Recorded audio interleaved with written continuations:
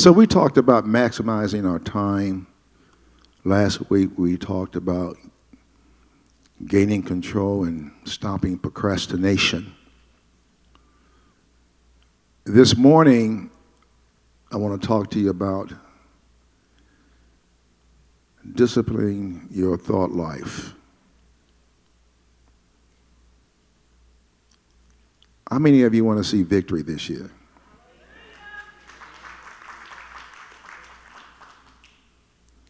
Now, that's a good slogan, but I really want to know how many of you need God to do something.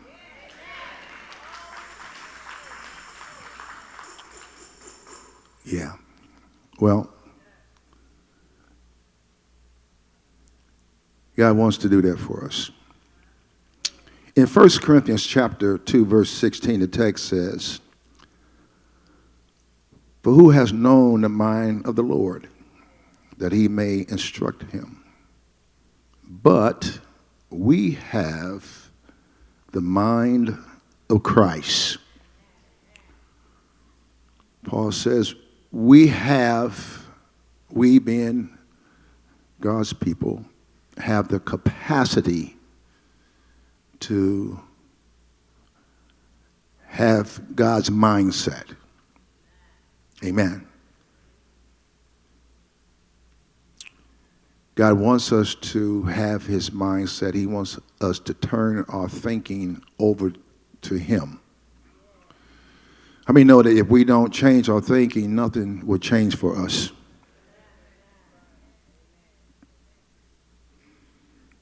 Nothing would change. If we don't change our thinking, nothing would change for us. This is why you start out the new year and make your New Year's resolutions and all that kind of stuff. And this is going to be a wonderful year. And last year was terrible. This is going to be wonderful. But what they don't tell you is you go into the new year. And if you don't change, the year is not going to change. And the truth is, if we don't change our thinking, nobody's going to change it for us. And, you may want to change people's thinking. You may want to help them in their thought process. But the reality is, no one can change another person's thought process but that person. But for us as Christians to really get the victory that we want in our walk with Christ, we have to discipline our thought process. We have to. Turn to your neighbor and say, it's a must. In 1 Peter chapter 4, verse 1, the Message translation, the text says, "Since Jesus went through everything you're going through and more, learn to think like him." I like that. Learn to think like him.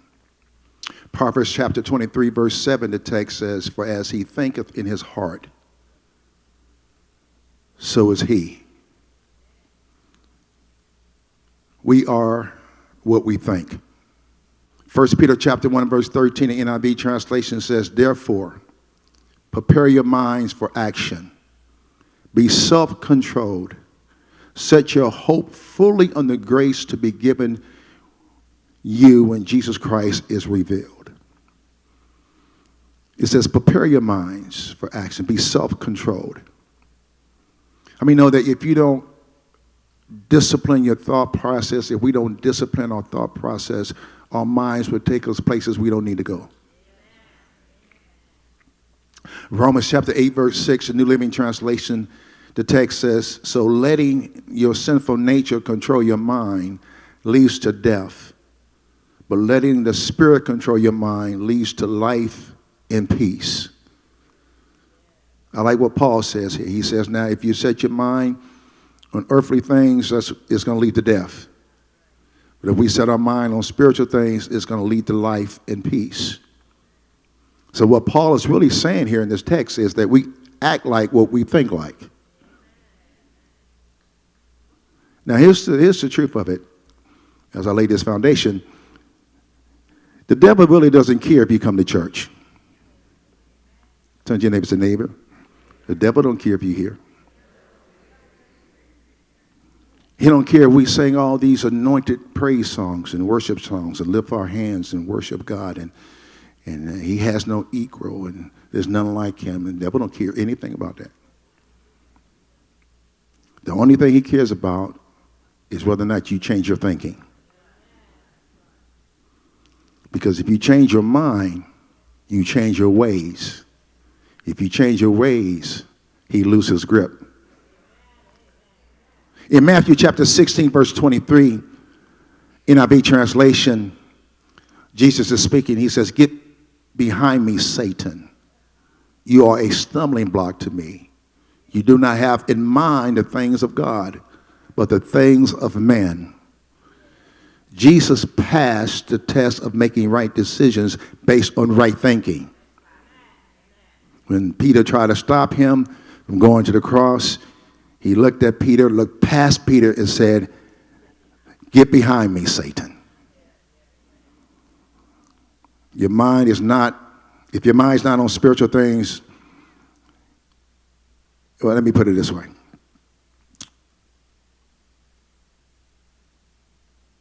He told Peter, in essence, your mind is not on spiritual things, your mind is on earthly things, fleshly things. And because your mind is in the wrong place, because your mind is positioned wrong, get behind me. Amen, somebody. And so we got to come to that place where we recognize as a child of God, you know what, my mind is not in the right place here. I'm going to have to change the position of my thinking. Amen? And so the question this morning is, how do we get the victory that we need? How do we unlock the power of our thought process? There's a gentleman by the name of Malcolm Caldwell. He has a book entitled Blink. And he says this in this particular book. I thought it was interesting. He says, we are constantly making split-second decisions based on years of experience and knowledge, as well as using the same skill to confirm prejudice, stereotypes, and assumptions. Let me read it again. We are constantly making split-second decisions based on years of experience and knowledge, as well as using the same skill to confirm our prejudice, stereotypes, and assumptions. Here's his point that he's making. And his point is, it would be very valuable to us if we would take the time to analyze and consider our own thoughts. That's the point that he's making. Because he's saying we're making split-second decisions with those experiences and those knowledge, the knowledge that we have, and at the same time we're using that same information to be prejudiced and to make assumptions and stereotypes. And so his point is, it would benefit us to analyze, to give some thought to our thought process. I think I did a teaching one time. Think about what you think about. Think about what you think about. Okay. 3 choices is important for us to make daily in terms of making sure that we have what I like to call a healthy mindset as Christians. And the first choice is this, and that is what we feed our thought process, what we feed our minds.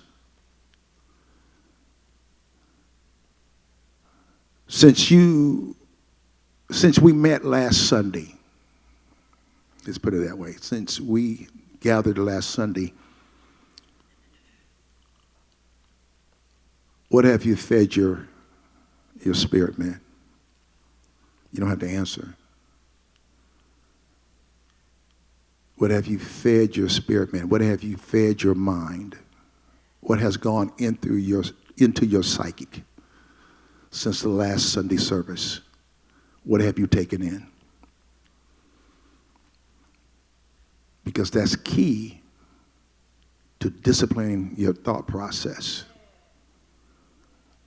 What level of whatever you take in, what's the balance, what's the intake, what are you putting in? John chapter 8, verse 32, the text says, you should know the truth, and the truth shall what? The truth shall make you free. John 16:13, the text says, howbeit when he, the Spirit of truth, is come, he will guide you into all truth. But he shall not speak of himself, but whatsoever he shall hear, that shall he speak, and he will show you things to come. John 17, verse 17, Jesus says, sanctify them through thy truth. Thy word is truth. And in Psalm 16:7, David says, I will bless the Lord who has given me counsel. And so the point is, in order for us to have disciplined thought process, a disciplined thought life, we have to make sure that we give our minds something to focus on that will bear fruit in our lives. In 2 Corinthians chapter 11, Paul was talking to the church. In verse 2, he says, I am jealous for you with a godly jealousy. I promise you to be one husband to Christ so that I might present you as a pure virgin to him. But then he says in verse 3, but I am afraid that just as Eve was deceived by the serpent's cunning, your minds may have somehow been led astray from your sincere and pure devotion to Christ. Paul is saying, I'm concerned about you. I am afraid that just like the enemy got to Eve, he's trying to get to you. And he's trying to lead you away from your sincere, somebody say sincere, your sincere, pure devotion to Christ.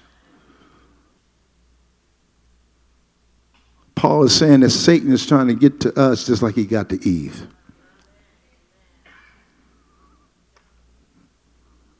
Same strategy, nothing new. How did he get to Eve? He planted his thought in her mind. I know most of us know this, but it's good for review.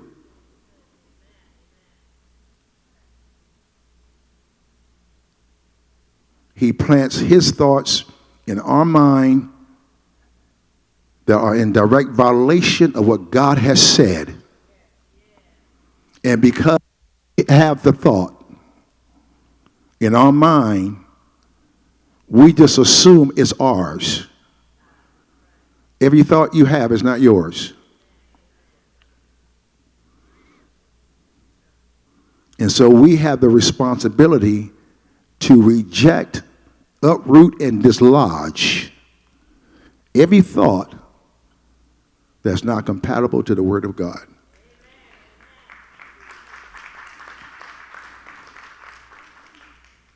And can't no one do that for us. We have to do it for ourselves. Colossians chapter 3, verse 2 through verse 3, the New Living Translation. The text says in verse 2, think about the things of heaven, not the things of earth. Verse 3, for you died to this life, and your real life is hidden with Christ in God. Man, I love that translation. For you died to this life, and your real life is hidden with Christ in God. So this verse is really saying that we have to intentionally place our thought process on things above, on things of a heavenly nature. And so when you get home, before you lay down, as you get through with your busy day, as you get through, taking on life, when you get home and you're still in your quiet time, you want to settle your mind and cleanse your thought process. Think about Jesus. Think about the Lord. Think about his goodness before you go to bed. Think about eternity. When was the last time you gave some thought to heaven and what heaven might be like? Where you will be in worship service 24/7.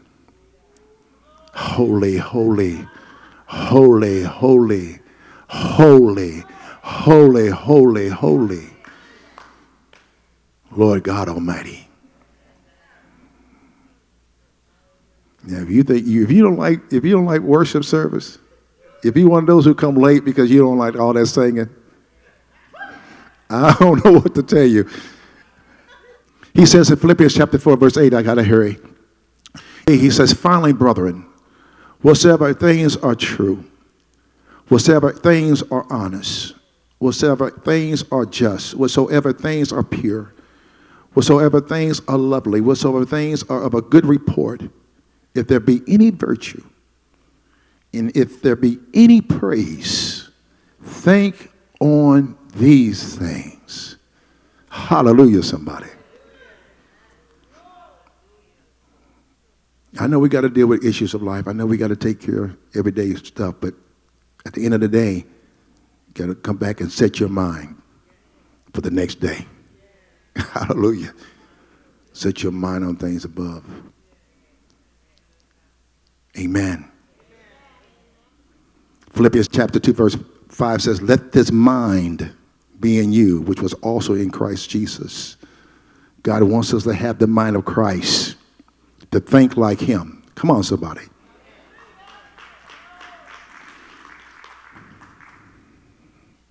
Now hear me, and I'm almost done. 2-3 more minutes.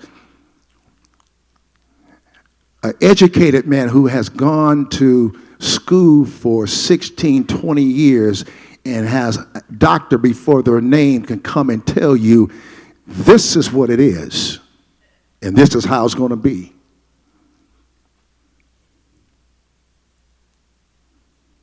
And if you think he's wrong, you're going to go with that. Now, he's not wrong. He just know what he know. But if my thinking's right, then I already know I have another doctor to go to. Dr. Jesus. Because he gets the last word. I know what your x-rays say. I know what your training says. I know what your natural mind tells you to do. But you have to understand, watch this. My mind is positioned and my thinking is right. So if my thinking is right, I can be healed. But if my thinking is not right, I can't be healed. Come on, somebody. If my thinking is not right, I can't be delivered. If my thinking is not right, I can't embrace the things and the miracles of God. Your thinking's got to be right. And when your thinking's right, then you know I can be healed. I can be delivered. I can be saved. I can see a miracle. I don't even know if the church even, y'all still believe in miracles? Because we serve a miracle.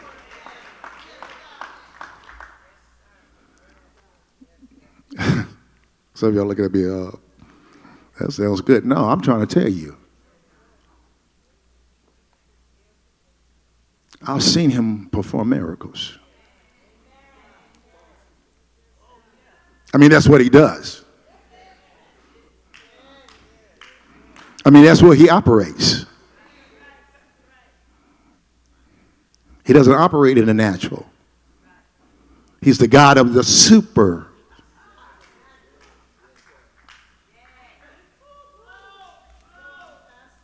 supernatural.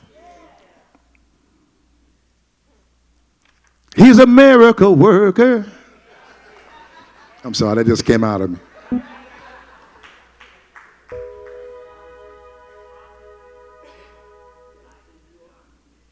But if your mind's not right, he's just this God that you read about in his Bible. He's just the guy that you talk about on Sunday when you go.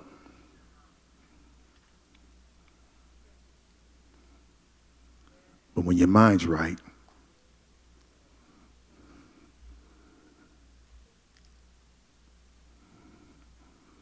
he is your right-hand man.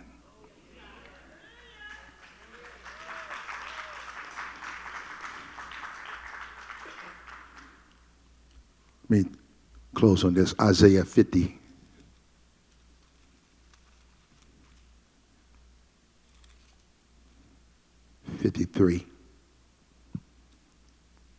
Verse 5. But he was wounded for our transgressions. He was bruised for our iniquities. The chastisement of our peace was upon him. And with his stripes, we are healed. In every area of our lives, the blood of Jesus Christ has addressed. We just have to make sure that our thought process is in line with his word.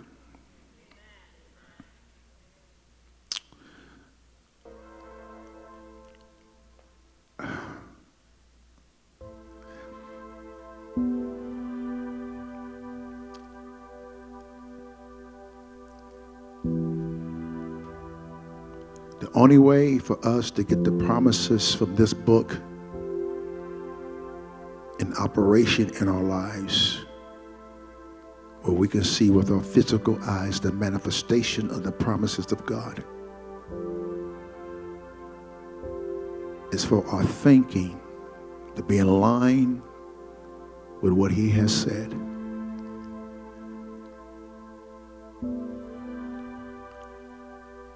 And operate and stand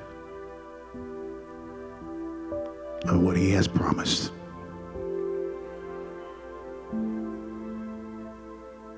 That's it. Our thinking, my thinking, your thinking, has to come in line with this.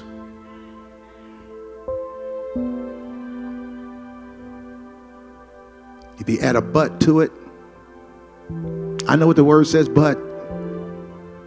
I believe that, but. I don't want to hear no more of that. I did it this last time, and I think we just need to do this. We need to call this person. We need to do that. No, but, no. Wrong thinking.